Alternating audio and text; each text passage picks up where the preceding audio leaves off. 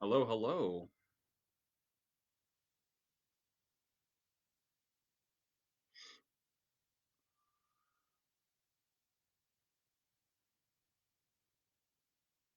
Hello, viewers.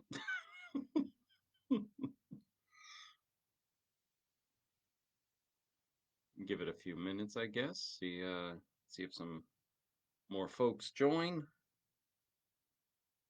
If you are here, by all means, drop a comment, say hello. We love to hear from the people. You're up and sound is on. Hello from Kerhonkson. Oh, hello. All right. I'm up and the sound is on. That's good. That makes me happy. The Kerhonkson man is here. That's good.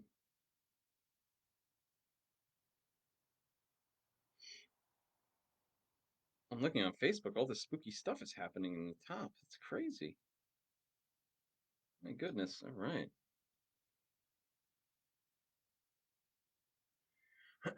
All right. Give it a couple minutes, I guess. This is what I do in school every day. I wait for my students to join. I always give them a few minutes, and they usually take their sweet time, which I would too if I was a student. So that makes sense, I guess. Camera reverses the image, so I'm this is normally on the other side. It's weird. All right. So I'm gonna read some stories tonight, some spooky stories, and yeah, we'll have some fun. Could ask some questions. I'll talk a little bit about the writing process, talk a little bit about writing the book, etc., etc. Some other people just joined. Say hello in the chat. It'd be lovely to hear from some folks. Hello, hello, everybody. Hello. More and more folks are joining. Very cool. Thank you. Very cool. Awesome to be doing this with the Sayville Library. I love Sayville. I just did the Long Island History Project podcast where I was asked a really great question by the host, Chris Kretz, about Long Island. He basically said Long Island doesn't have its own Sleepy Hollow, which of course people know the legend of Sleepy Hollow, but I posited that I believe that Sayville is Long Island's Sleepy Hollow, so it's really cool to be here and be doing this. This is fun. This is cool. It's creepy. Sayville Library, for those who have not been, is quite lovely. It's beautiful, and people there are super nice, super friendly. Sayville's an awesome town in general. So got my little Halloween scarf on. My glasses that I had to get because of coronavirus, staring at a computer all day and teaching, has damaged my eyes irreparably. So that's fun. Give it like maybe another minute or so, I guess, and we'll get going. We've got 10 people watching right now. Hello, everybody. Feel free to drop a comment in the comment area and say hello. And, we do love to hear from people. We have a representative from Kerhonkson here, which is wonderful. All right. The first story I'm going to read tonight is um, Elevator of the Dead, it's called. It was done. It was featured in my trailer for the book. Um, it was also performed as a podcast. The podcast is called Brentwood Signing On. All right. Love it. Love it. All over the place. Elevator of the Dead was done as a podcast episode it's called the Night's End podcast. It's a very high quality, really fantastic podcast. Hello from Sayville. Hello, Joseph. Hello. It's a very high quality podcast. Everything is done almost as an audio drama. It's really quite wonderful. So it is available on there if you want to hear. Very cool. It has sound effects. Now I can't do the sound effects because I'm not the guy from Police Academy, but I wish I could. But yeah, you should give it a listen. The Night's End podcast, and that is the story I'm going to do for you now. I've trimmed it a teeny tiny bit just because there is some choice language in there, but nevertheless, that has been cut out. So, Elevator of the Dead. The whole genesis of this was a friend of mine wanted me to write a zombie story. I never thought I would do it, but here we are. Elevator of the Dead. By the time Henry had left the office, the news had started reporting that the dead were rising from their graves.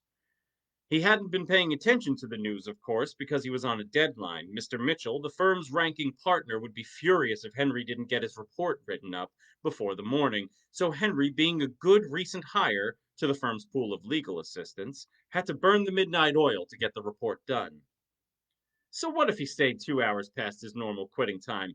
His wife would understand. What's 2 extra hours taking care of their 6-month-old without him? A lot, he thought, pressing the door close button in the elevator. He saw that there were two other floors lit up, so he wasn't the only one staying after hours in the Capri building, located in the business district of Manhattan, referred to as Silicon Alley by those trying to make tech development in New York a thing. The Capri was an older building, but nice enough. Henry's firm primarily did contract and licensing law, nothing exciting, no juicy murder cases or divorces, just the humdrum day in, day out boredom of rich guys bringing on the latest software company's whiz bang tech to streamline efficiency, or whatever the latest buzzword was.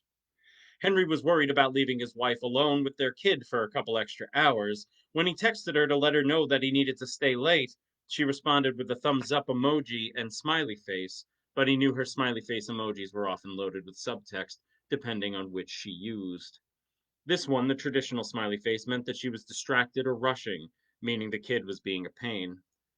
As cute and fun as their baby girl was, more often than not, Henry missed being able to relax at home with his wife after work, smoke a little pot, have sex, and fall asleep watching reruns of Seinfeld. The kid interrupted that. Henry didn't know that the end of the world would interrupt even more. The elevator stopped on the 10th floor, and a young woman, hair graying down the center of her head, tiny, wearing a black and white pantsuit, stepped on. Her suit jacket had shoulder pads, and Henry wondered if the jacket was a hand me down, because didn't those go out of style in the 90s? He smiled and nodded, and she did so as well. She had a briefcase, the initials TS monogrammed in gold. One more stop before the lobby, the 5th floor. Henry slipped a piece of gum in his mouth and thought of offering a piece to the woman, but worried about offending her, so fought the urge. He was hoping he'd be able to catch the subway home, zipping over to Brooklyn in a 15 or 20-minute ride that would go by uneventfully. He took his phone out and didn't have service, which wasn't unusual in the elevator, thinking maybe his wife texted him, but nothing. On the 5th floor, two people stumbled into the elevator, two men, one holding the other up. Behind them, in the quick glimpse Henry caught down the corridor, three figures lurched toward the elevator, a buzz of sound around them like bees. The lights were off, lit instead by the emergency red flashers of the hallway. No sirens, though. No fire alarm. In the commotion, the tiny woman was barreled over by the two men, the one who was helping the other slamming his hand against the door close button frantically. He was screaming something in Spanish. Henry couldn't understand it, but he tried to see over the man's shoulders as the doors closed. Once they did, the man who was shouting in Spanish pressed the buttons for the top floors of the building, and once the elevator started moving, he slammed on the alarm button, stopping the elevator instantly. The lights in the elevator clicked over to red, and Henry looked around, confused. The woman was still on the ground, shouting at the two men who came bursting in, and Henry tried to help her up, but when he offered his hand, she pushed it away, pulling herself up on the rail inside of the elevator instead. Henry took a good look at the man who had hit the elevator's alarm buttons. He was in coveralls, and his name tag said Tony. He was young, big, maybe 280 of solid muscle. The arms of his coveralls were tattered, and even in the red light, Henry could make out a scratch beneath the tear in his sleeves. Hey, you're bleeding, Henry said, putting his hand on Tony's shoulder. Tony paused and looked. He was breathing heavily and had a faraway look in his eyes. He was sweaty and appeared confused, as though the wheels were spinning quickly, but without a direction in mind. As though thoughts were happening all at once, an information overload. Habla inglés? The woman asked, brushing herself off. A little, the large man said, wiping his brow. He needs help. Hurt bad. Henry knelt down and looked at the man lying in a lump at their feet. The elevator, though large enough to support a capacity of 10 people, suddenly felt tiny with only 4. Henry looked the man over but didn't move him. He could see scratches and tears and tears in the man's face, along with what looked like bite marks. What happened? Henry asked, confused. He checked the breathing of the man on the floor. Deep, steady. He was still alive, despite the scratches of varying depth and the bites. Did something bite him? In the lobby. Many of them, Tony said. Many of what? The woman shouted. She was in Tony's face and seething. No sé, he said quietly. Listen, let's calm down a bit. My name is Henry. I'm a legal assistant at... Who gives a damn? We need to get out of here, she screamed. Me llamo Tony, Tony said. Henry smiled and gestured to Tony's name tag, and they both chuckled. Nice to meet you, Tony. You work in this building? I haven't seen you before, Henry said, reaching into his messenger bag for some hand sanitizer in the hopes of cleaning Tony's wound. I swear I wrote this before coronavirus. Hand sanitizer is a coincidence. This is my first week, Tony said sheepishly. Hell of a first week, Tonto, she said. Tony looked away from her, embarrassment on his face. What's your name? Henry asked her. Tina, she said, rolling her eyes, sighing. Nice to meet you. We may have to move him. Will you help me? I'm not touching that guy. Are you kidding me? Henry squeezed some sanitizer onto Tony's shoulder and instructed him to rub it into the injury. He handed Tony a handkerchief to dress the wound, and Tony did so while Henry turned to Tina. I know you're upset, but something's going on. This guy is hurt bad. He's bleeding like crazy, and Tony's arm is hurt. You and I are all he's got, Henry said, locking eyes with Tina. If we're all he's got, then this guy is screwed, she said angrily. Henry rolled his eyes. Fine. Thanks for nothing. He knelt down again and rolled the man onto his back. For the first time he saw the extent of the wounds. Deep cuts and bites ran along the left side of his face and neck. His suit, once a classic 80s drape courtesy of Alan Flusser, now ripped to shreds and drenched in the man's blood. The red emergency lighting of the elevator made examining the wounds difficult, and Henry decided that no amount of hand sanitizer or cloth dressing could help the man. For a second, he wondered why Tony tried helping him, seeing how mangled he was, but then realized that Tony was just doing his best in a tough situation. What bit him? Other people? Tina asked, to no one in particular. Los muertos, Tony said quietly. He was clutching a small gold crucifix around his neck and praying softly in his native tongue. Los muertos? The dead? Come on, amigo, por favor, Tina said, shoving Tony. That's enough, Henry said, stepping between her and Tony. What's your problem? Other than being the jerk in your office, what else do you bring to the table? Screw you guys, she said, taking a seat in the corner of the elevator and producing a bottle of water from her bag. Shouldn't the emergency personnel or whatever have called over the speaker? Not if it's hitting the fan all over the city. A couple people stuck in an elevator wouldn't be much of a priority, Henry said, looking at the ceiling of the elevator. He was looking for the emergency exit and found its outline. We need to know what's going on out there. Anyone have any reception? Everyone checked their phones. Nothing. Henry knelt down and pulled the injured man's phone out of his coat pocket. He, too, had no service. Henry played with the man's phone a moment, but couldn't unlock it since it was passcode protected. We can use our phone's internal radios to check for news.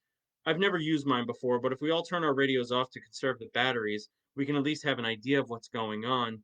If whatever's going on is all over the place or just here, we'll know, Henry said. I'm not turning my phone off. Screw that, Tina said. Tony turned his phone off and tucked it in his pocket. Henry turned the injured man's phone off too, just in case. He handed it to Tony, who pocketed it. Henry dialed in the radio on his phone, struggling to find it for a few minutes, but it crackled to life. Henry looked at Tony, happy that it actually worked, but Tony's eyes were locked on the phone itself.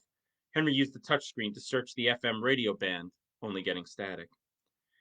Eventually, they landed on a Spanish-speaking, excuse me, they landed on a Spanish-speaking station.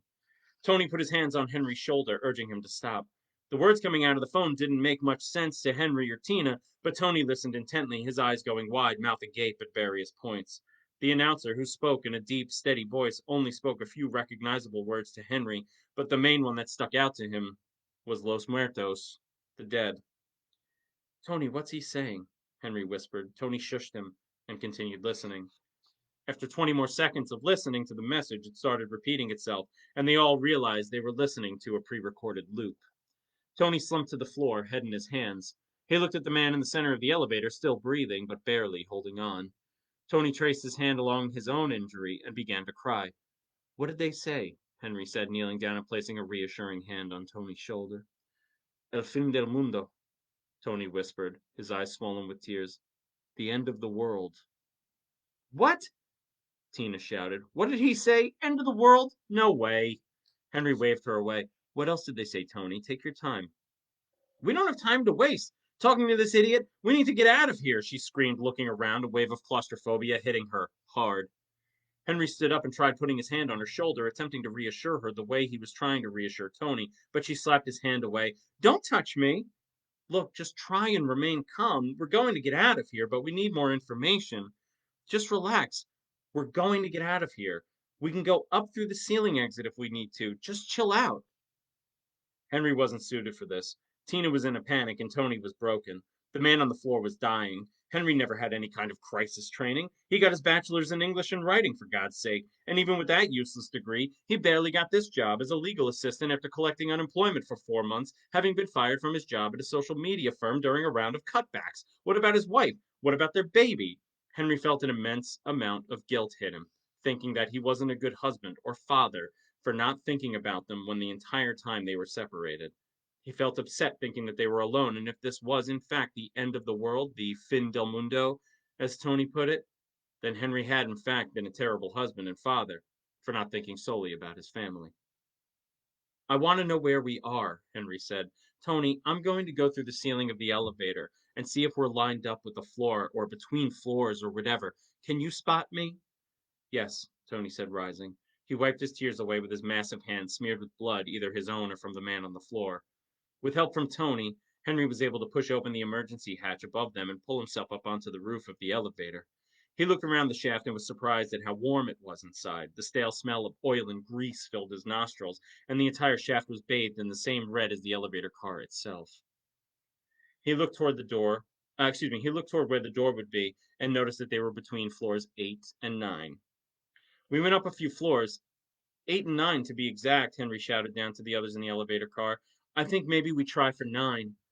The 8th floor has a maintenance elevator, Tony shouted. Take us outside, to the alley behind the building. Could try that? Henry dropped back down into the car. He looked at the man on the floor, then at Tony's shoulder. What else did the radio say about Los Muertos? He say that they rise from the grave. People who get bit or scratched from them, when they die, they come back. Tony said carefully.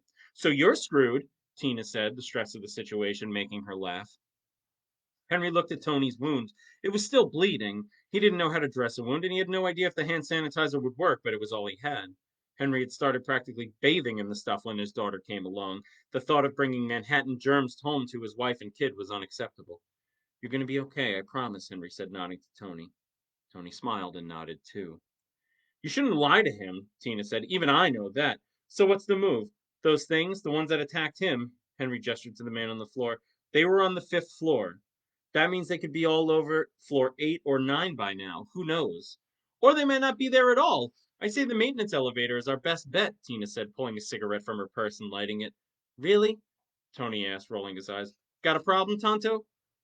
Tony shook his head. Henry thought about the choice. It seemed obvious. The maintenance elevator would take them outside, but who knew what was waiting for them? Maybe it really was the end of the world, and the dead were rising from their graves all over. Maybe it was a localized thing, only a few city blocks or something. Wouldn't the military be mobilized and be able to handle this situation pretty quickly? Firepower and weapons able to overwhelm a bunch of shambling dead people? Were they shambling? Were they really dead? Henry's mind raced. Tony, help me pry these doors open. We're going for the maintenance elevator, Henry said. Tony helped him pull the doors apart, which wasn't very difficult, and when they did, the second set of doors leading to the 8th floor was the only thing between them and the corridor leading down to the maintenance elevator, which Tony said was across an office of cubicles, a large row wide open in between to allow the delivery of supplies and other goods.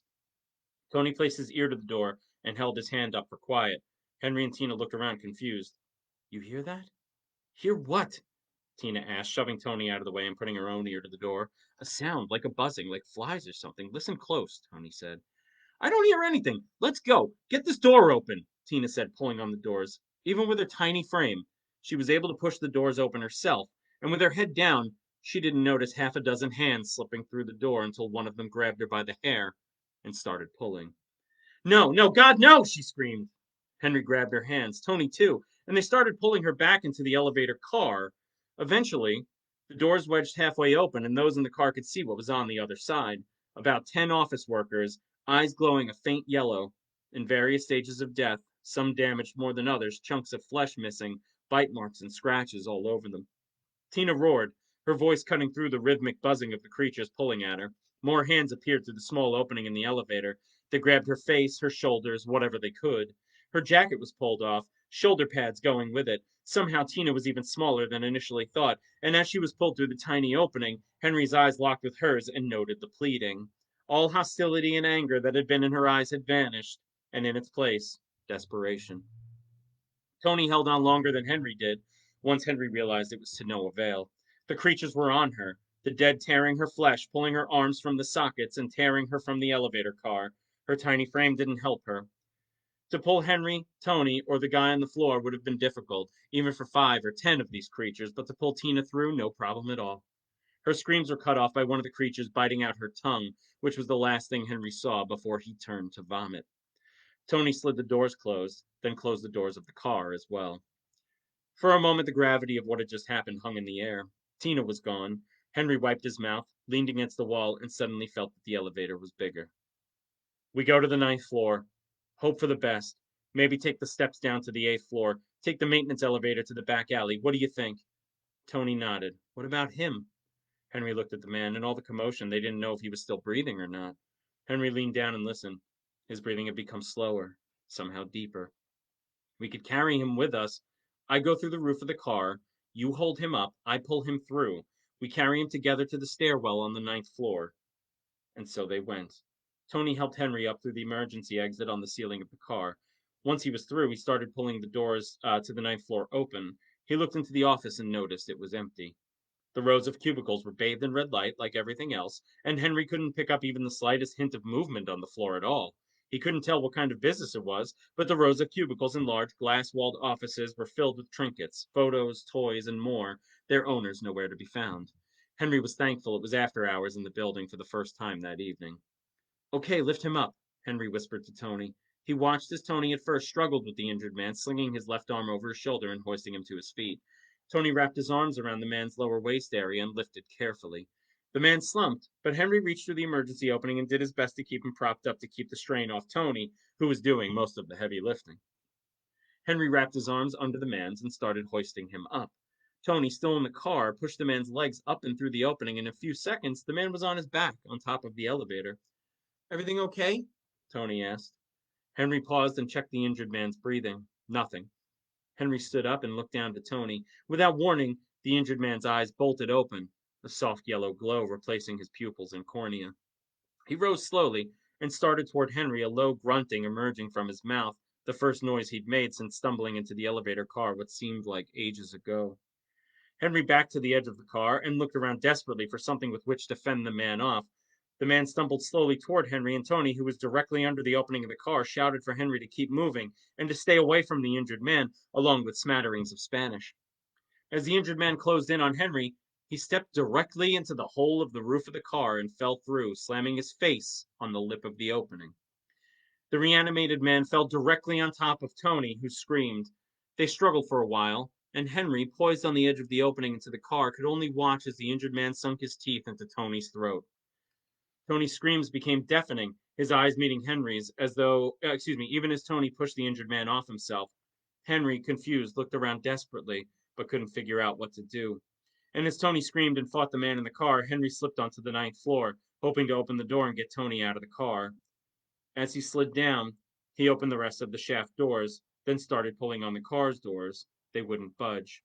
Henry listened as Tony's screaming eventually died out, and then slumped against the elevator's car's doors.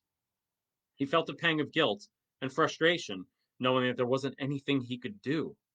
He felt different than when Tina was pulled apart. She was nasty. Tony wasn't. He was a genuinely good soul, and Henry wept for him as though he would a close friend, even though they'd only knew each other for a short while. As Henry sat there, leaning against the elevator car doors, they slid open and he fell backward. With the doors open, he dropped back into the elevator car and looked around at the bloody carnage inside. The injured man's legs were broken, and he was attempting to crawl over the body of Tony, who lied between himself and Henry. Henry stood up and looked at the injured man, at his glowing yellow eyes, and grabbed Tina's pocketbook, as well as his own messenger bag, and started climbing back out of the elevator and onto the ninth floor.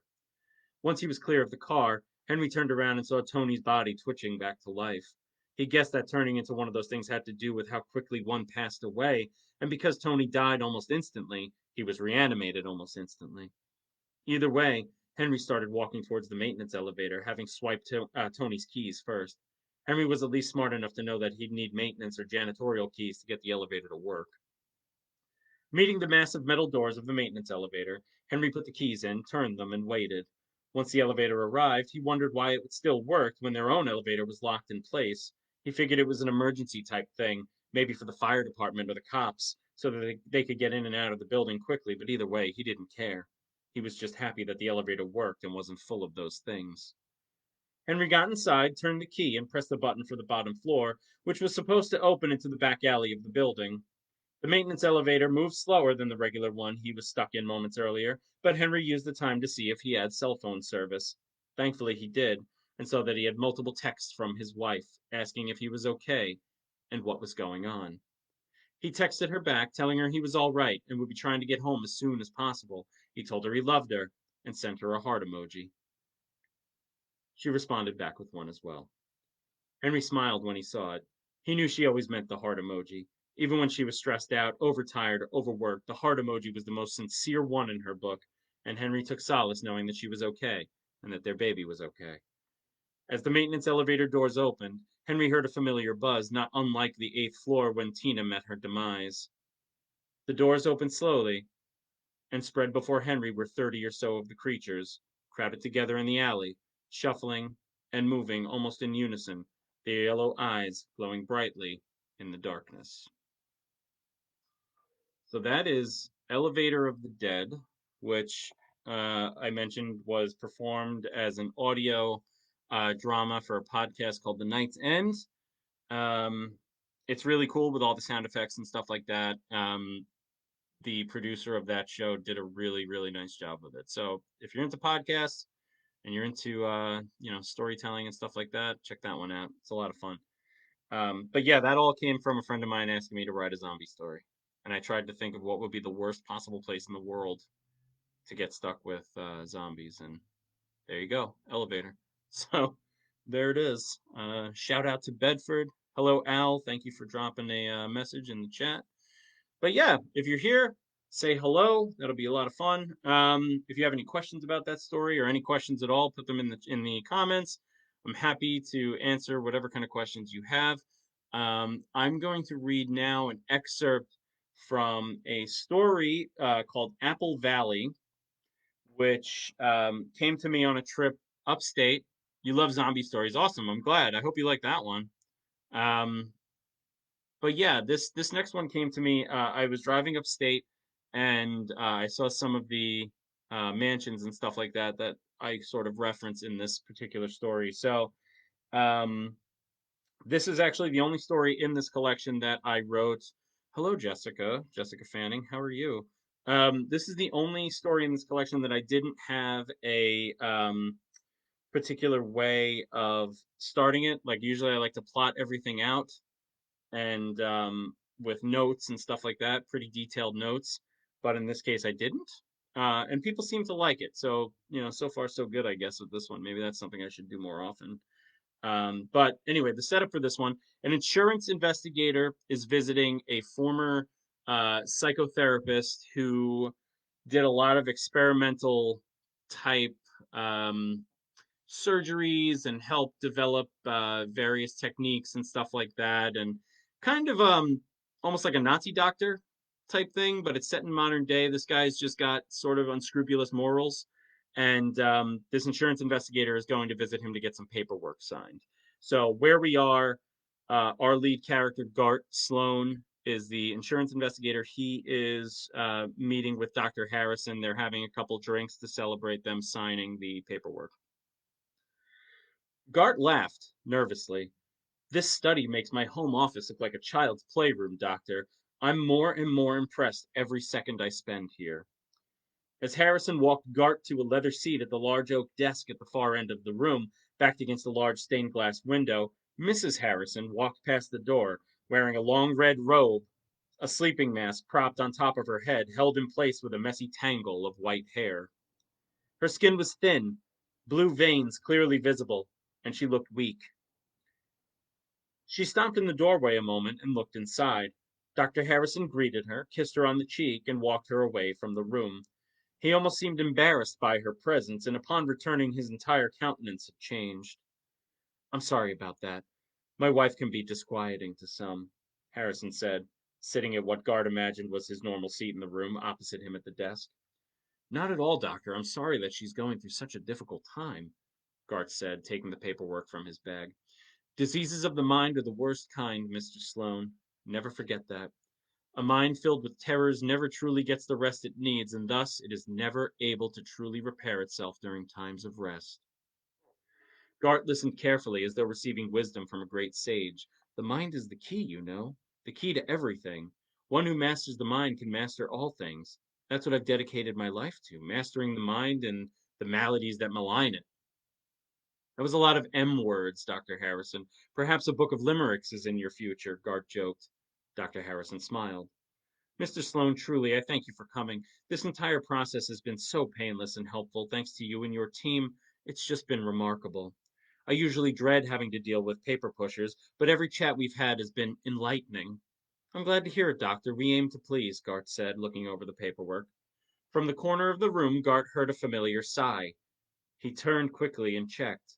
Nothing but a statue of Poseidon, his trident pointed squarely at Gart's face. "Everything all right, Mr. Sloane?" Gart nodded. "Must be tired, Doctor. Long drive. Weird thing happened when I stopped at the gas station." He trailed off, not wanting to bore Dr. Harrison with the incident in the bathroom. He figured the doctor might use the case to analyze him, and he was worried that once that Pandora's box was opened, there would be no going back. It wasn't that Gart was afraid of therapy or afraid of seeing a therapist. He grew up under the impression that things were often better left unsaid. Maybe Freud was right about the Irish, Gart thought. "How about a drink, Mr. Sloane, to celebrate the securing of my legacy? Normally I'd open a bottle of some French nonsense with my wife, but alcohol combined with her vanishing memory isn't a healthy cocktail," Dr. Harrison said, rising from his seat. "You a whiskey man?" Gart was more of a beer guy, the basics. Whiskey was essentially lost on him, but he wasn't one to refuse a free drink, especially from a high-profile client whose own tastes were probably more finely developed than his own. "Sounds wonderful, Doctor. Thank you," Gart said, rising and walking with Harrison to a small cart in the corner of the room.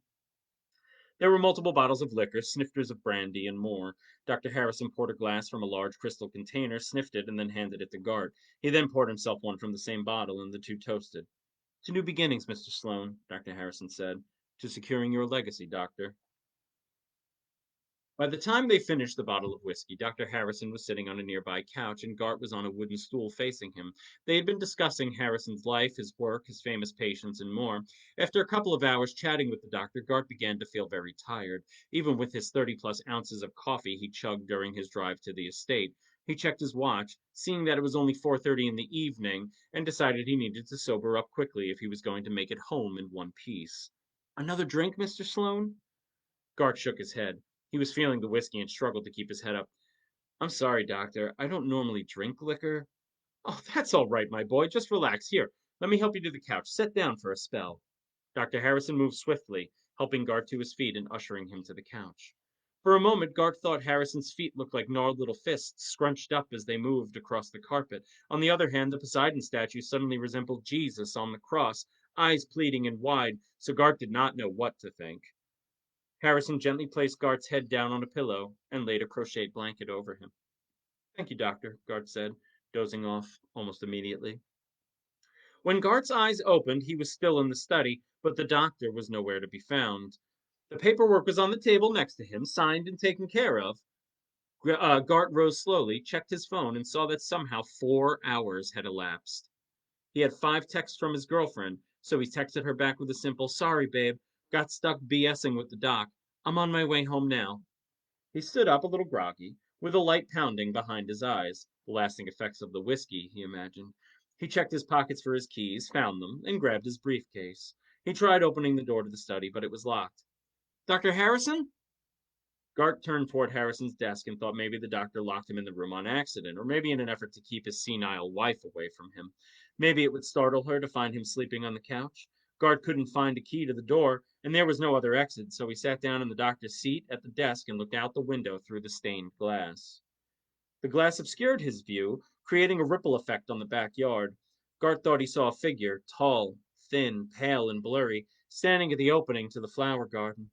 He called to the figure, but with the distance between the house and the garden itself, as well as the thickness of the stained glass, whoever it was surely couldn't hear him. Gart walked to the bookcase and started examining the titles. They were largely similar to the ones from the foyer, and he hadn't read any of them. One of the titles caught his attention, A Mind Flayed, written by someone named Penn, and he touched the spine of the book.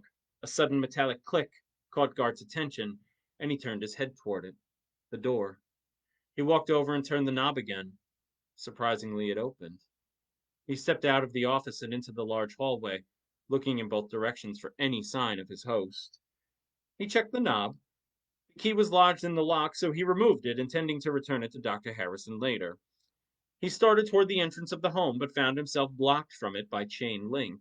The entryway of the house remained the same as it was before, but now there was a thick chained fence between himself, the door, and the steps, as well as his car. He looked to the side and saw a padlock holding the fence in place.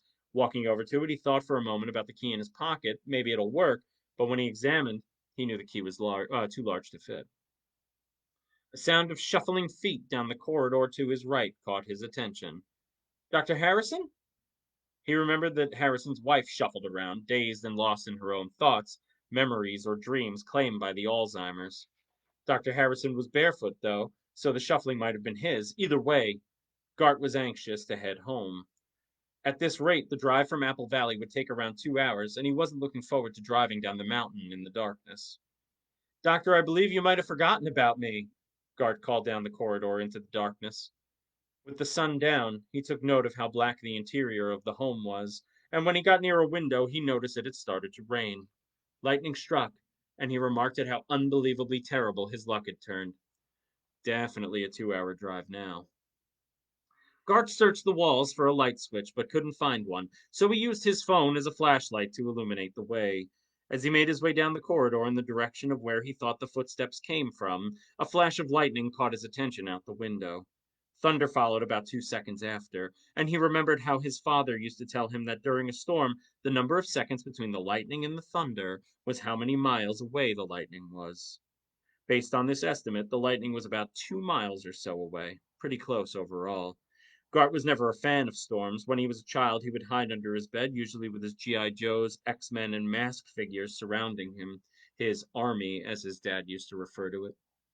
As an adult, Gart still wasn't a fan of storms, mostly because they often resulted in added driving time, or in the case of how most drivers were in Resting Hollow and on Long Island, accidents on the road. Everyone forgets how to drive in the damn rain, he often thought as he passed accidents on the road, or when he was stuck behind minivans and other slow moving cars during the rain. More footsteps. Gart paused a moment, listening carefully, only now they somehow sounded as though they were behind him. It was impossible, of course, and he realized that it was his mind playing tricks, but he turned and looked anyway. When he saw Dr. Harrison's wife standing in the foyer, about 60 or so feet from himself, he froze. She was completely nude, her aged body drooping and bloated. She was also soaking wet, and Gart wondered if she was who he saw outside. Her mouth was agape, and her eyes cast to the ceiling. In her hand was a candle, dripping onto the floor, pink driblets of wax clustering at her wrinkled, gnarled feet. Mrs. Harrison? Gart began, searching for what to say. I'm Gart Sloan. I'm with the insurance company. Your husband and I had a meeting, and I guess I was feeling sick. I'm sorry to disturb you. He started walking toward her, but she remained completely frozen, eyes cast at the ceiling. Gart wondered what she was looking at, but because he was in the corridor and she was in the foyer, he couldn't figure it out. He remembered that there was a hallway above the one he was in, upstairs, running along the eastern side of the house, so it was possible that she was watching something in the darkness above her. He stepped closer to her slowly and watched for any sign of movement. She just stood, dripping with water, the candle dripping wax. Ma'am? He was within 20 feet of her now. He put his phone back into his pocket and removed his jacket to put around her, and thought maybe he'd take her back to the office and help her lie down, maybe cover her with the same crocheted blanket he woke up in. When he got within 5 feet of her, she took a step backward and screamed, her eyes dropping and landing directly on him. They appeared light, milky almost, with deep purple pupils, something he hadn't noticed before. She swung the candle at him, connecting with his arm, sending wax everywhere and causing the candle to flicker out upon impact. He recoiled, and she started up the stairs, moaning and giggling to herself as she went. Gart watched her move. As she disappeared down the upstairs corridor, he started up after her. He still didn't know where Dr. Harrison was, but he certainly couldn't leave the man's wife running around naked and soaking wet in the cold, enormous mansion. Basic decency wasn't lost on Gart, and he certainly didn't want to look like a bad guest to one of his firm's biggest clients. So that's where I'll stop with that one. I read that to another group, and they were very curious what happens next. So, if you are curious, you can pick up the book. It is on a variety of websites that you can buy it from, wherever fine books are sold. Maybe they have a copy at the library itself that you can take out. I hope that they do.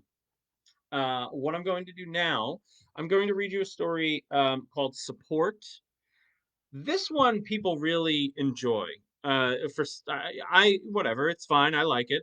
I don't have anything against any of the things here, but people really seem to dig this one, and they always seem to want more of it. Um, which is fine by me. Maybe it's something I'll revisit, but anyway, this is a bit of a palate cleanser. I have two palate cleanser stories right in the middle of the book. Rather, my editor put them there. Oh, they have two copies. All right. Oh, Chris Kretz is here. All right. Host of the Long Island History Project podcast, which I just did. Available on your podcast feed. So this is one support. I read this on the Long Island History Project podcast, and again, people like it. So cool. Take it out from the Sayville Library. I hope you enjoy it. Support. Rabbi Herskovitz had been hosting the support group for things that went bump in the night for nearly 40 years. Over time, some faces left the group, but a few remained, steady and returning, week to week, drinking the free coffee, eating the free donuts and kugel, the rabbi's own recipe, mind you, and telling stories about their various cultures and troubles and the difficulties facing their lives. Herskovitz always looked forward to hearing the latest saga facing the vampire contingent. Their numbers began to diminish in the mid 80s at the start of the AIDS crisis. The virus had a devastating effect on the bloodsuckers. Around that time, the vampires began building blood banks for obvious reasons. They used these fronts not only to provide services to those who needed blood transfusions, of course, but also to satisfy their own thirst. A vampire need only enter a bank owned by one of the various vampire families and present a special card that to humans just kind of looked like a blank white credit card, but in reality, there was text on it that was only visible to the vampire spectrum.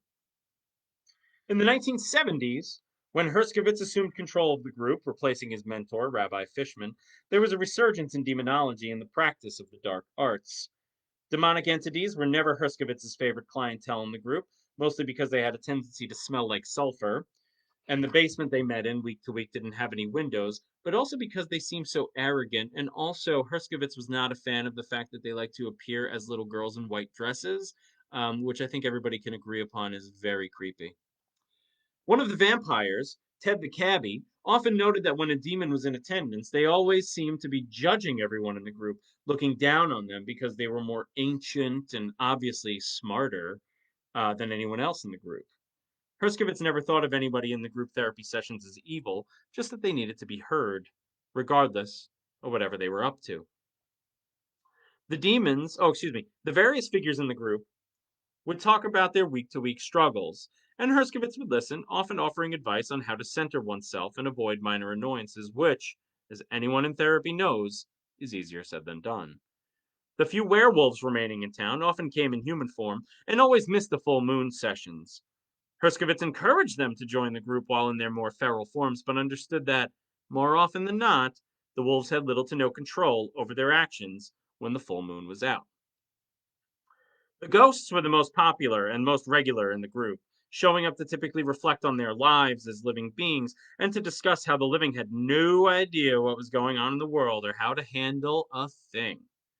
Herskovitz listened to hundreds of stories about ghosts trying to communicate with the living, only to be met with screams and confusion, and often the arrival of a priest to cleanse the building of them. The ghosts often took this as the ultimate offense, and often left their former domiciles under protest, the arrival of the priest or holy figure signaling that the ghost truly didn't belong there anymore. Herskovitz met his wife at one of these therapy sessions. Kitty O'Doyle, who lived in Manhattan during the days of the Civil War, and who eventually found herself killed during a fight at the dockside bar where she waited tables when two Union soldiers erupted into a fight over tobacco preference.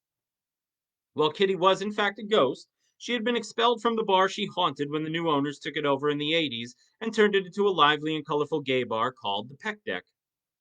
Kitty was, and always will be, beautiful. Herskovitz didn't know if it would be frowned upon to ask out one of his group attendees. While Judaism meant that he was to go out into the world, find a wife, have many children, Herskovitz hadn't yet met the right woman. But then again, Kitty was sitting right in front of him every week, talking about her problems. It was Ted the vampire cabbie who encouraged him to ask her out, and when Kitty said yes, her eyes lit up and Herskovitz's cheeks turned red. He didn't know what ghosts wanted to do on dates, so they ended up going for a walk. Kitty used most of her energy to make herself visible to others as they walked, otherwise, it would have looked like Herskovitz was talking to himself or, crazy. At the end of the date, Kitty felt something she hadn't felt in more than 100 years, a connection to someone else. They were married 6 months later, and while the prospect of having a bunch of children would never materialize, Herskovitz was happy. Kitty stopped coming to the therapy sessions since she found somewhere to belong, and Herskovitz felt lucky, having the most beautiful woman he'd ever met waiting for him at home each night, making old fashioned dishes for dinner, and always legitimately happy to see him. To call them a cute couple would be an understatement. The group therapy members often found solace in one another, and frequently reflected on the sad state of the world. The vampires, most of which had been in the United States since the 1800s, observed political and social changes with great scrutiny, whereas the demons only seemed to care about the deplorable nature of humanity. The ghosts just seemed annoyed at humans for missing things that seemed so important, little moments of beauty that went by a million times a day, unseen by most human eyes. Over the years, a kaleidoscope of creatures and spirits discussed the changing world around them. All mourned the places they left behind. Most felt like leaves in the wind, floating from one place in time to another. So that one is support. Like I said, people like that one. They always want more. It's something I'm thinking about going back to maybe down the line. I don't know, but I love the idea of a support group for monsters and creatures and stuff like that. I think that's a very silly kind of very silly idea. So I thought if anybody has any questions, by the way, feel free to drop them in the comment area. Or if you have any comments, drop them in the comment area as well, and I will answer them. So what I thought I might read now is I have a couple more for you if you like. I have another one here. This is an excerpt from the novella itself. So the name of the book is Her Infernal Name and Other Nightmares. It is available where fine books are sold, and there are two copies at the library. So the way it's broken down is there is one novella which is about 80 pages. Anything less than 50,000 words is considered a novella. In this case, I forget how many words this is altogether, but it's less than 50,000. So it's a novella. So this is right at the front. This is the first story in the collection, and all of the other stories in the collection they all sort of deal with fears as well. This novella is all about fear, specifically fear of the economy and social media and fear of missing out and stuff like that. All right, here we go. This is Her Infernal Name. Shosha's eyes opened, but she couldn't move. The sky outside was red, the moon completely black. Instantly, she knew she was dreaming, but unlike most of her dreams, she was still in her room at her folks'. She tried to sit up and failed, her body completely locked in place. Shosh had never suffered from sleep paralysis before, so for it to suddenly hit her made no sense. "Mom?" Shosh called, voice cracking. The sound wasn't her own. It sounded deeper, more guttural. Her own voice confused her. Her eyes darted around, and in the corner she saw a figure, dark, tall, and thin. No discernible features, other than what looked like protrusions from its back, thick, heavy looking, heavier than its body even, an impossible difference between the two. On a normal person, the protrusions would weigh them down easily, whereas this being, this figure, swayed in the red light, effortlessly, gracefully, moving to a low hum somewhere in the room. The hum sounded almost like words. As das Lady Eve's. Please. The figure moved, rather, glided, toward Shosh. Its feet never touched the ground, and a tail, tracing the floor behind it, maintained only the slightest connection to the carpet of the bedroom. Shosh's eyes went wide as it moved closer. She tried to move again, but simply could not. The figure, now standing directly next to Shosh, stared at her. At this proximity, Shosh could make out its eyes, which looked like two black coals, light red cracks in them. No pupils, no definition. Cracks with red light coming from within. The words in the air seemed to take form. Lady, stop. Shosh's body was filled with an intense feeling of dread. Every atom in her screamed to run from the room. Her fingers and toes twitched with adrenaline. The figure placed one three-pronged claw on her thigh.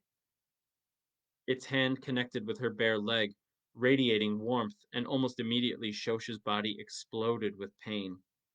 The figure floated with no sound over her, staring directly into her eyes. Tears streamed from Shosh's face, and her throaty gurgles couldn't register anything louder than a harsh whisper. The figure lowered on top of Shosh and began tracing its claws all over her body. Shosh began twitching, crying, and screaming, but nothing came out. Her mind burned with the desire to push this thing off her and sprint from the room screaming, but the paralysis had somehow gotten worse. Her toes could no longer wiggle, and her hands merely gripped the bedding tighter. The figure removed Shosh's clothing, and as Shosh began to tremor with adrenaline and fear, the entire room went black. Eventually, Shosh saw the moon outside the window. It had returned to normal. Her face was streaked with tears, and a light numbness pulsed through her body. Her clothes were strewn on the floor, and she was nude. There were scratches on her thighs, a three-fingered handprint. She grabbed her phone and took a picture of the mark, but when she checked the photo, the print wasn't there. There was a tremendous soreness between her legs, running from her sex up to her behind, and she moved slowly, carefully, finding every movement painful, and looked in the full-length mirror. In her reflection, after she flipped on the light, Shosh saw trails of blood from between the crack of her backside. Panic washed over her, and when she turned to face the mirror, she saw bruises and handprints all over her body. Another trail of blood ran from the impossibly tender spot between her legs down her right leg to her ankle. The panic began to fade, and in its place, anger festered, with a healthy dash of confusion. She took multiple photos of her body in the mirror, and in each picture there was no evidence of what she was seeing with her own eyes. Shosh, Shosh sat on the bed slowly. The soreness radiated through her. Her mind raced, confused. The dream was awful, for sure, but the reality of what was happening to her body was far worse. A nightmare she could rationalize, like on the boat, but this, the blood, the bruises, and the pain, with nothing visual to back it up. Was she starting to lose her mind? Isn't it common knowledge that if one wonders if they're going crazy, then that automatically means that they aren't? The basic premise is that crazy people don't know that they're crazy. They just believe that they're sane. Shosh had thought multiple times through her life that she was crazy, and thus took that to be an indicator that she was in fact sane. But this was different. She was seeing things that weren't there, feeling them too. She didn't know what to do about the pain. The discomfort of her every move was a sharp reminder of what had happened to her in the nightmare. What the figure did as she lay frozen was real enough that she woke up frightened, but to know that it was apparently real in every sense was far worse. So that's the part of the novella that is just a small snippet, I guess, where we have our lead character, Shoshana, Shosh for short, um, basically having what could be considered to be a nightmare, or might be something that's really happening to her. You'll have to read and find out yourself. Um, but yeah, the novella is I'm that's the story I'm most proud of, I think, in the whole collection. I really love it, and people seem to really enjoy it as well. So I thought what I might read now. If anybody has any questions, like I said, please type them in the chat. I'm happy to answer them. If you have any comments, I'd love to hear them as well. I have, let's see, I will read this one here. This one is called The Arborist. Um, I like to play with the idea of dreams a lot in my writing, and dreams, what they mean, uh, where they go, um, and what the implications are for reality, right? So you're gonna hear a little bit of dream stuff in this one, similar to the last story, but this is a totally separate thing. And this is the Arborist. This is actually based on some Long Island um, regions here. The Bayard Cutting Arboretum is right by my house, and this story is very much um, a piece of that, it inspired it in many ways. Oh, there is a question. Wonderful. Do you ever write historical settings? I was asked to contribute to an anthology that wanted either comedic or sequel works to existing public domain material. And I started working on a sequel to The Legend of Sleepy Hollow. And that was probably the closest to a historical setting that I've come. I decided against writing it because to me, The Legend of Sleepy Hollow is my favorite horror story. It's probably my favorite piece of fiction ever written. It's certainly my favorite ghost story. It's certainly my favorite story connected to the concept of the wild hunt. Um, so I didn't want to make it funny. Like to me, the story of Ichabod Crane and everything is a very intense and serious one. So I wouldn't want to joke around about it. So instead of submitting that story, I wrote a modern or like a more modern version of Rip Van Winkle for that same collection. And actually, that collection just came out. Oh man, I'm such a terrible promoter. I don't remember the name of it. Once Upon a Something. I don't remember the name, but yeah, I do write in a historical setting. I'm really looking forward to finishing that Legend of Sleepy Hollow sequel. Um, it's not. It's the way I'm looking at it. It's like a police procedural set in Sleepy Hollow, and kind of goes from there. But that's a good question about historical settings and whatnot. I think there's certainly fertile ground, and there's been a lot of movies and stuff that take a historical approach to horror. The Witch comes to mind, and God, what's another one? I think the Lighthouse, I guess, in a sense as well. Um, but yeah, so this one is the Arborist, and like I said, this was inspired by the Bayard Cutting Arboretum. Cleo had always been the outdoorsy type. When she went to college to study forestry, she never imagined she'd find a job so quickly after graduation, let alone at the nature preserve outside of the Palisades section of Resting Hollow, her hometown. Resting Hollow is my own little created area of upstate New York. Most of my stories take place there. The Arboretum was named after a local Minuteman, one of the founders of the village, Bayard Milton, and it attracted thousands of visitors every year. With plenty of social, political, educational, and artistic offerings, the Milton Arboretum served the town of Resting Hollow well, bringing in a lot of tourism every fall and summer, notably for its picturesque views of the mountains, the Hudson River, and the foliage. Cleo practically grew up in the Milton Arboretum, surrounded by the deep forest of beech trees, eastern white pines, larches, and sycamores. Cleo felt at home deep in the woods. The canopy of trees above her allowed her time to think, and the smell of pine always made her feel comfortable. As a child, she spent countless hours walking alone in the woods, often thinking herself silly for hearing what she would later dub the siren's call of the forest, as though she would be beckoned out into the woods by some unseen force. Now, as a fully bloomed arborist, it was her job to protect the very things she grew up adoring. Resting Hollow didn't have any issues with deforestation. The entire town supported the thriving abundance of nature that encircled and gave the town its splendor. And the Native American tribes in the region regarded the areas scattered throughout the valley and mountains as holy in many respects. It was a miracle that the white man had as well. Cleo had frequent conversations with the Native American elders from the tribe in the area, discussing the spiritual connection to the forest. Cleo's parents, co-workers, and friends thought she was a nut in the best way possible. Her dad often referred to her as his little juniper, which made Cleo smile. If you heed the call of the forest, it's important to remember to hold on to oneself, the local chief told her one evening after a lecture on botany at the Arboretum's Nature Center. What do you mean? The chief thought a moment.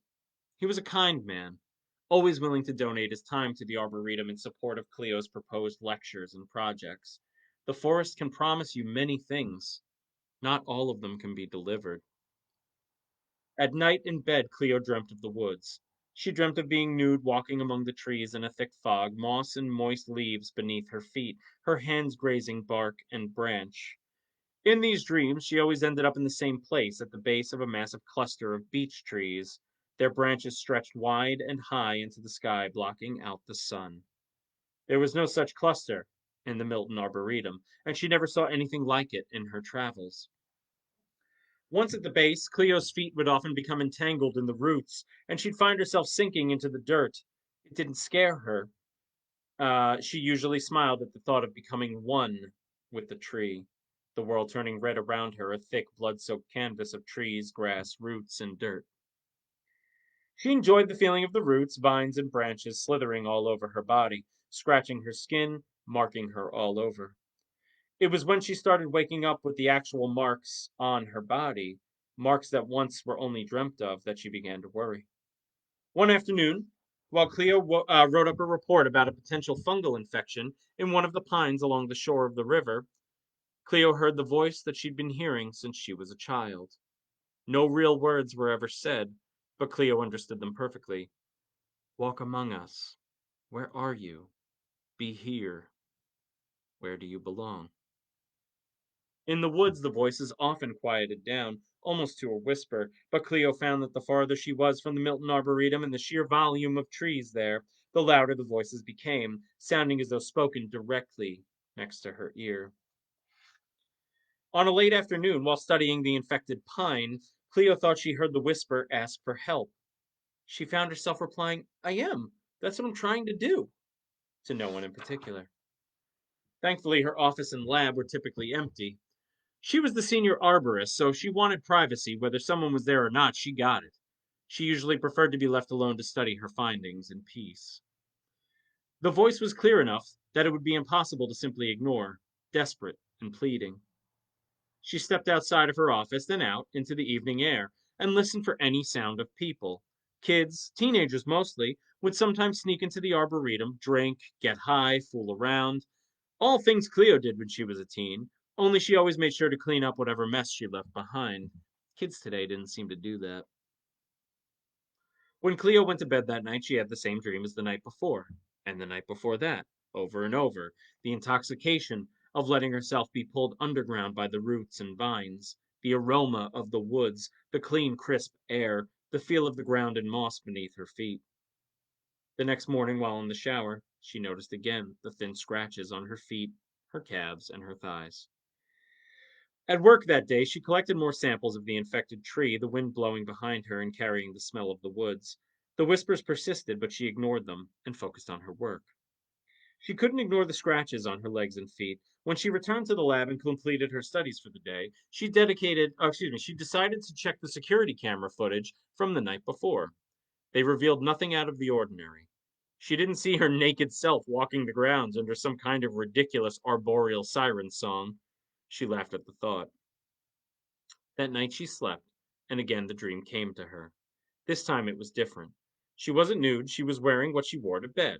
She walked into the woods and found the cluster of trees. They seemed to pulse with an internal energy that Cleo never felt in the dreams before. Almost like the thumping of heavy bass, the pulse seemed to blast through her body, chills soaring up the back of her neck, the tiny hairs standing on end. She swallowed hard, her body rocked by the sensation emanating from the woods. As she stepped closer, she noticed the crimson light glowing from within a tangle of vines and roots at the base of the cluster, the infected tree among them. She ran her hands along the fungus on the tree, noting how thick it had become. You are welcome here, child. Cleo turned, expecting to find the source of the voice behind her, but she found nothing. She wasn't sure if she was dreaming any longer, and instead found herself becoming queasy, the pulsing becoming rhythmic, drawing her closer to the cluster of undulating, glowing vines at her feet. As she pulled the vines and roots apart with her bare hands, she felt the moss beneath her feet begin to shift, as though moving on its own. It tickled her toes, and Cleo giggled as the red light beamed from deep within the core of the tangle. The leaves above her began to tremble, and she heard the whisper, begging her to continue onward, to find them, to seek them out. Cleo pulled the final segments of bramble and root away, and watched as deep throbbing light scrambled her senses. The taste of copper entered her mouth, and she found herself struggling to remain standing. She didn't cry out. She felt her eyes grow heavy, the throbbing intensifying and radiating energy and light toward her. She reached into the open cavity of the cleared area and felt the warm, wet interior. The throbbing intensified, and Cleo began to climb into the red cavern she dug out moments earlier. In the crimson light of the world around her, Cleo felt her nose begin to drip. The copper taste suddenly made sense. Sickness came in waves, the pulsing beginning to affect her bowels, her bladder, and more. Inside, the red cavern seemed endless, and her senses were overwhelmed with the color and throbbing of the world around her. She struggled to keep her eyes open, and when she finally couldn't take any more, she broke and she screamed. She awoke in her bed, her hands and stomach covered in slippery red foam. She worried it was blood or some other as yet unexperienced bodily fluid, but when she sniffed it, it smelled like maple syrup. There weren't any maples in the arboretum, but that's what it smelled and tasted like. She called in sick and took a day to think about what had happened in the dream. When she went to bed that night, there was nothing, and the next day at work, she continued her study on the fungus. When she trekked into the woods for another sample, she stopped in her tracks. The cluster of trees from her dream suddenly manifest in reality, alive before her, ancient in a way that made it feel like it belonged there. The branches stretched to the sky, and she knew immediately that for these trees to exist, they would have to have been planted hundreds of years ago, possibly thousands. There was no throbbing or hum. She approached the cluster, and as she examined the tangle of vines and root, she noted the red just beneath. A deep bathing crimson radiated outward. She reached down and began to pull the vines and roots apart, the whispers calling to her, welcoming her as their own. So that is the Arborist. I like to have some connection to First Nations individuals and people from, Native American culture in things that I write. I just find there's so much richness and beauty um, in the First Nations belief system and whatnot. So I try to incorporate some sort of element into my writing whenever I can. And in that case, in the Arborist, I wanted to sort of touch on the idea because we've all been to these kinds of things where we've gone to like a library or a nature center, and there are wonderful presentations by individuals. So I wanted to kind of acknowledge that. And I'm working on a YA novel, a young adult novel right now that is very much so rooted in the conflict between the town of Riverhead and the Shinnecock Nation.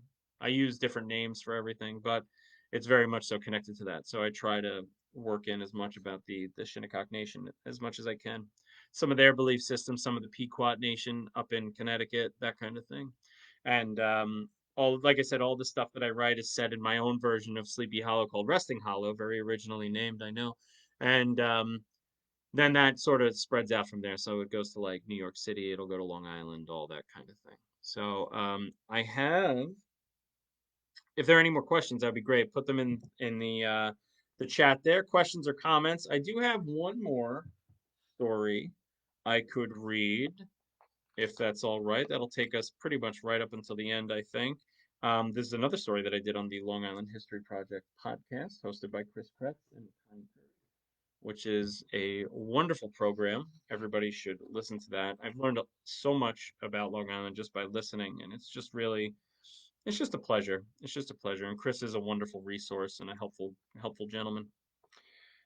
This story is called The Nebulous They. This story is very much so a love letter to the guy who wrote The Exorcist, William Peter Blatty.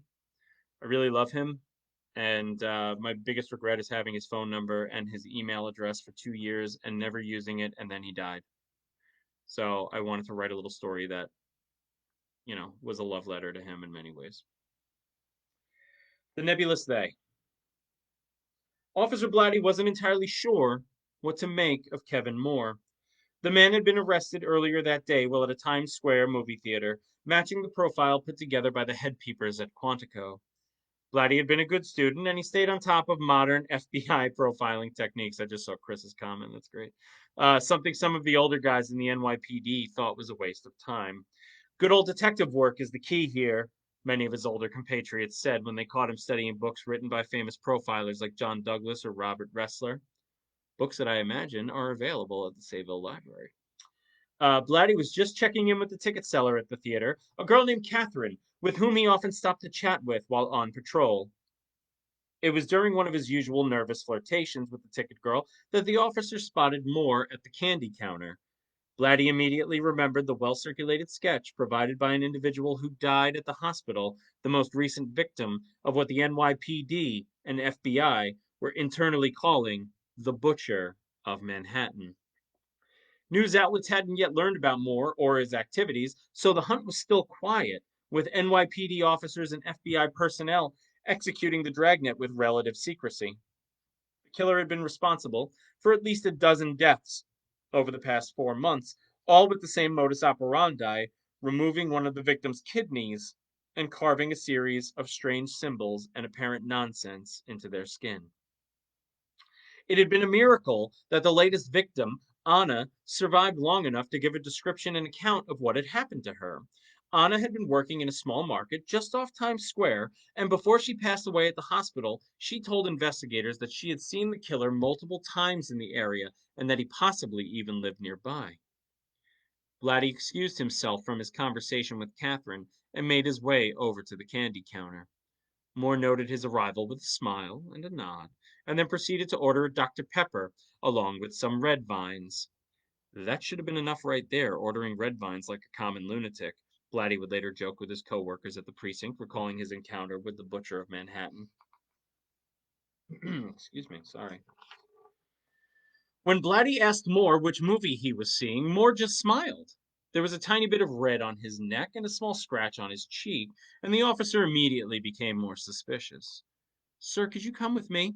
Blatty asked. They stepped out of line, and Moore took a sip from his Dr. Pepper. He stared at the young officer, his eyes glassy and wide, as though he were in another place. "Do you hear it? That music?" Blatty listened, his hand slowly moving and eventually resting on his sidearm. "I don't hear anything, sir. What's your name?" "You already know my name, Officer Blatty." Unnerved at hearing his own name, Blatty was about to ask how he knew it, but then remembered that it was on his badge. "Sir, do you have any identification on you?" Moore shrugged. "It was supposed to be a beautiful movie, too, one of those life-affirming charmers, you know." "Sure, pal. Do me a favor. Take a seat right there." Blatty turned to Catherine and nodded, and she called the police. Blatty used the radio on his shoulder to call in the situation. "Is that blood?" "Is what blood?" "On your collar? On your shirt? That looks like blood." "Doesn't everything look like blood, Officer Blatty?" Blatty just stared at Moore. "Sir, do you have any identification on you?" What is identification after all? What if I was switched at birth and my identification said one thing when in fact I was another? Would identification matter then? That's an excellent question, sir. Let's just wait and see, okay? Moore smiled, nodded, and continued to drink his soda. The bag of red vines sat beside him on the bench, untouched. Catherine walked over and told Blatty that the police were on their way, and Moore stared at her. Catherine, you're very tricky, working with Officer Blatty like that. You will do well once they arrive. Soon after, Moore was being loaded into a paddy wagon that would take him down to the precinct. Blatty was debriefed by his commanding officers, along with the FBI agents who had been sent in to provide guidance and help catch the killer. The agents asked if Moore said anything strange to him, and Blatty recounted the conversation in the lobby of the theater. Nobody seemed bothered by the smell of rot coming off Moore. What did bother everyone was that the butcher of Manhattan refused to speak to anyone. He was asked a battery of questions and shown pictures, but indicated exactly zero response to anything. When the FBI agents decided to get a little physical with him, even then he didn't utter a peep. Eventually, Moore made one statement: I will only speak to Officer Blatty. The agents were annoyed, and after 2 more hours of putting the boots to their prime suspect, did they relent to Moore's demands. His sergeant didn't want him going into the room with the butcher of Manhattan, since he certainly wasn't the most experienced cop. But there wasn't much choice. The young policeman had his vest and uniform on, and he was permitted by both Moore and the agents to enter with his sidearm. When Blatty entered the interrogation room, the stench hung in the air, like dishes that had been sitting in the sink entirely too long. Blatty remembered his first murder, down in Harlem, the dishes piled high, a wife with a steak knife buried in her throat. Blood, ancient, crusty dishes, and stagnant water. He'd never forget it. Blatty stifled a gag and sat down opposite Moore. Why haven't you asked her out yet? Moore asked as Blatty sat down. What? Who? The girl at the movie house, Catherine. Don't play coy. Just haven't worked up the nerve, I guess, Blatty admitted. Do you know why you're here? The FBI had told Blatty not to let the conversation get personal, and here they were, getting personal with the first question. You shouldn't wait, you know. Girl like that, she's ripe and men know it, Moore said, smiling.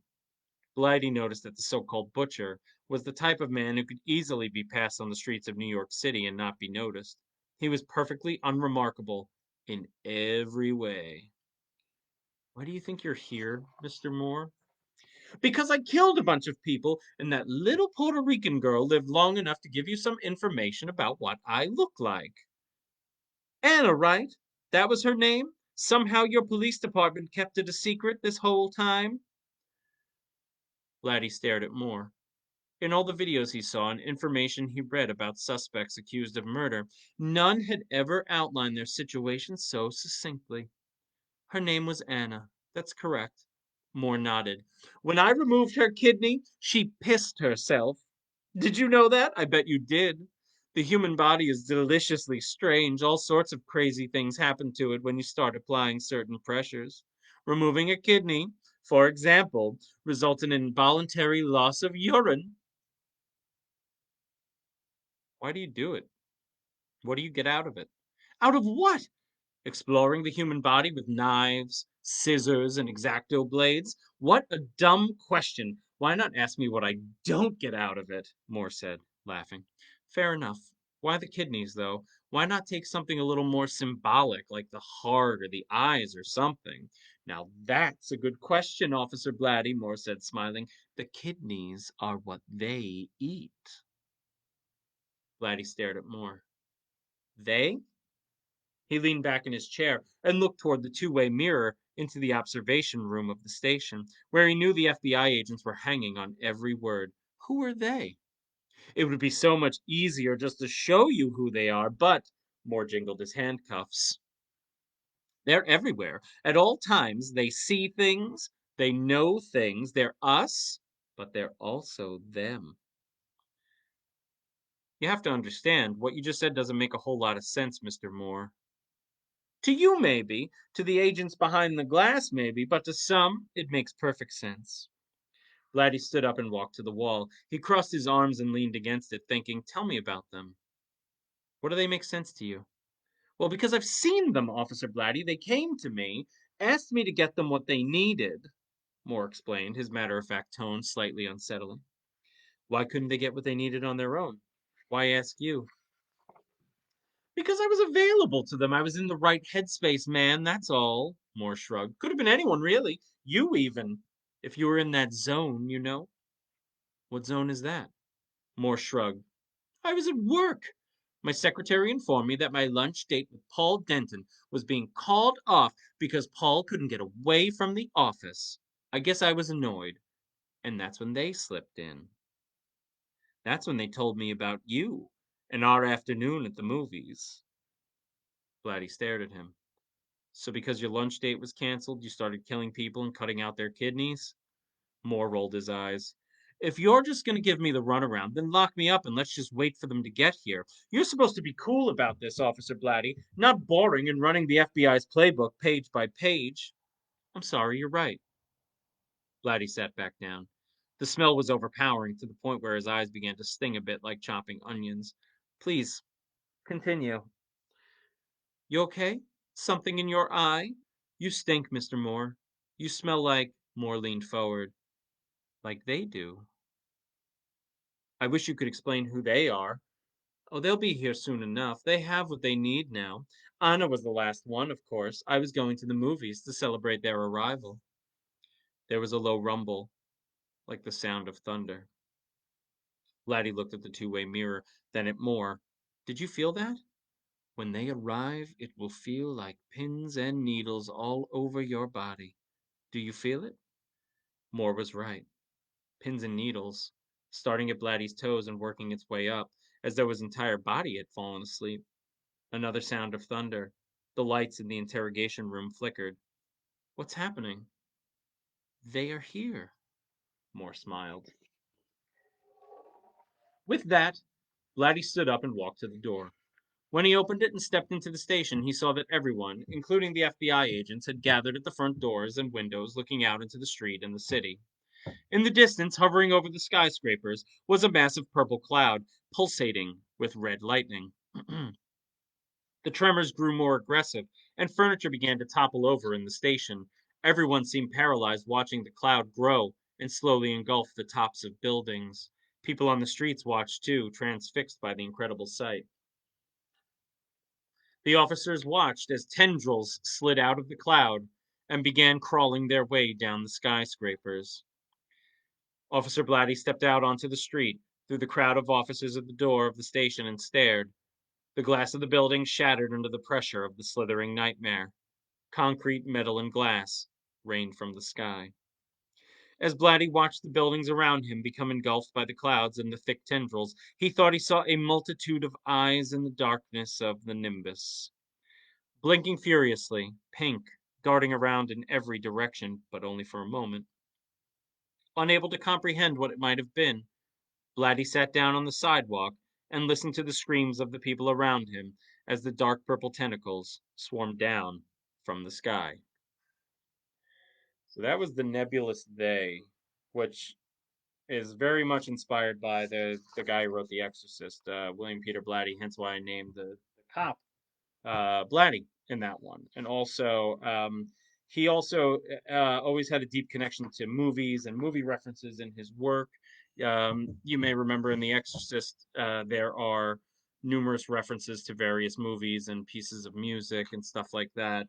That's one of the things that Blatty, as a writer, always did. So I wanted to set it, at least part of it, in a movie theater. And that was also a story very much inspired by H.P. Lovecraft, the work of H.P. Lovecraft. I wanted to do sort of a Lovecrafty type story, and I have a couple in the collection. Again, I will show the picture to the wonderful people assembled here. Her Infernal Name and Other Nightmares, available wherever fine books are sold, and that two copies available at the library. So that's very exciting as well. And yeah, so if anybody has any questions, put them in the comment area or comments in general. I would love to hear. We are almost at the end of our time together. I love the questions I've gotten. I love seeing some friendly faces and hearing some comments and stuff. It's really quite beautiful.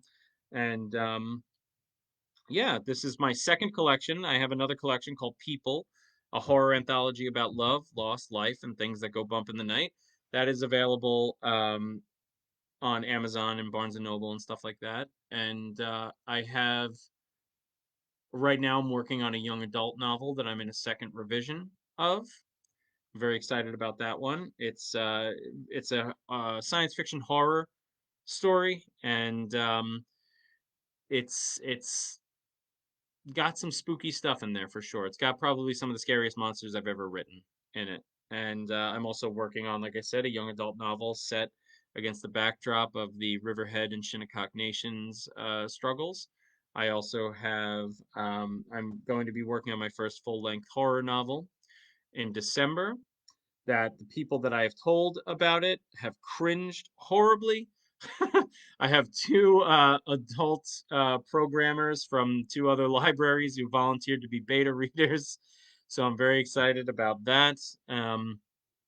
But yeah, that's I'm going to start writing that in December, and I'm very much inspired by the feedback to the novella that is in my new collection to write that one because um, I've gotten some really lovely feedback on my writing, and there's been some comparisons to writers that I admire that I never imagined would happen. And so, emboldened by that, I am more than happy to continue with this whole writing thing because it's fun. Out of the short stories, do any of them make you want to expand upon? Yeah, for sure. Um, the the story that I read, Support, I think I could probably revisit. The one about the support group for the monsters. I think that would be a lot of fun.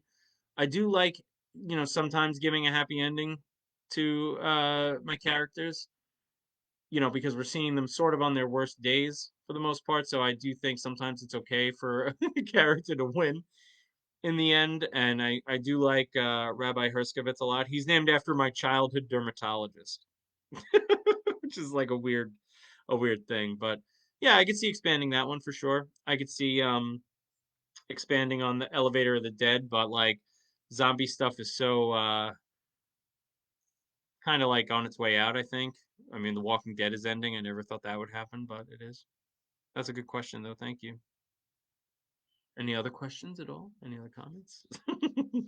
uh, yeah, I don't know. There's a lot of stuff in there. One criticism I got for the novella is that they didn't want it to end. So I don't know. That started as a submission for a collection, and I just ended up writing 80 pages, which they would never have taken. They would have taken maybe like 10 or 15 pages, but not 80.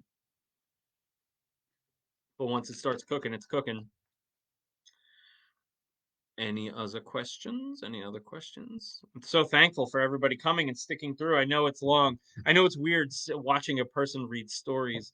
Um, it's very strange, right? So, like, if we were all in person, it would be lovely. But this is also great. It's nice to connect to people. So, I'm used to being on camera every day with my students. So this is old hat for me. Um, but yeah, I'll show you the cover again. It is Her Infernal Name and Other Nightmares. Really lovely feedback from a lot of horror authors I admire too, which is really means a lot to me to hear that. So this is actually my last library reading that I'm doing, and I'm so happy it was with the Sayville Library. Um, Thank you so much, Chris, for coming, and thank you all for having me. And I love the Sayville Library. I love the town of Sayville. It's beautiful. It's the one area on Long Island I wish I could afford a house in. And yeah, that's pretty much it. So thank you all for coming. I love you all. You're all amazing. Thank you. Mwah. Don't forget to vote. All right. Have a good one.